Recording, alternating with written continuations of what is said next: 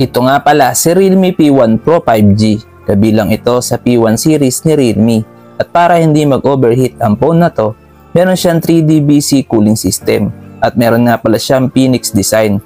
Kung gusto nyo malaman ang price nito, make sure na panoorin nyo ang buong video.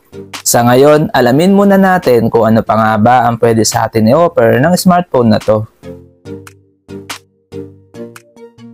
Meron nga pala siyang 6.7-inch Full HD Plus AMOLED Curved Vision display with 1080 by 2412 pixel resolution. May up to 120Hz refresh rate na may 240Hz touch sampling rate. At ito ay may 950 nits peak of brightness.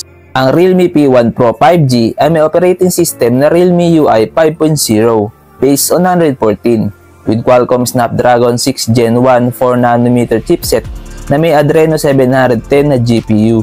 Ang smartphone na to ay may 8GB of RAM plus 8GB dynamic RAM with 128 or 256GB UFS 3.1 of internal storage. Kung camera naman ng pag-uusapan, ang Realme P1 Pro 5G ay may dual rear camera setup with 50MP Sony LYT600 main camera with OIS plus 8MP ultra-wide camera with LED flash, HDR, and panorama at kaya nito mag-record ng video up to 4K at 30fps.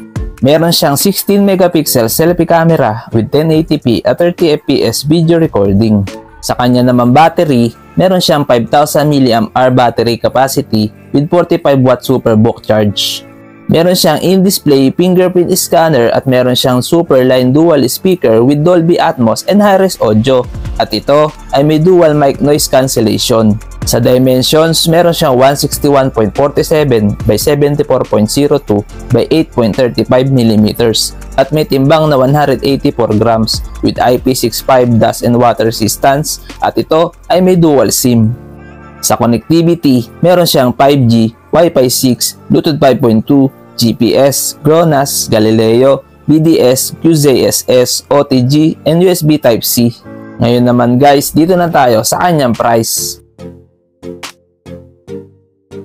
Ang estimated price ng Realme P1 Pro 5G ay around 15,000 pesos. Ito ay price conversion lamang at pwede pa ito magbago kung sakali magiging available ito sa Philippines. Ano sa tingin nyo guys? Sulit ba ang Realme P1 Pro 5G? Please comment down below. Hanggang dito na lang muna ang video natin guys. Huwag nyo kalimutan mag-subscribe para lagi kayong updated sa ating mga video. Maraming salamat!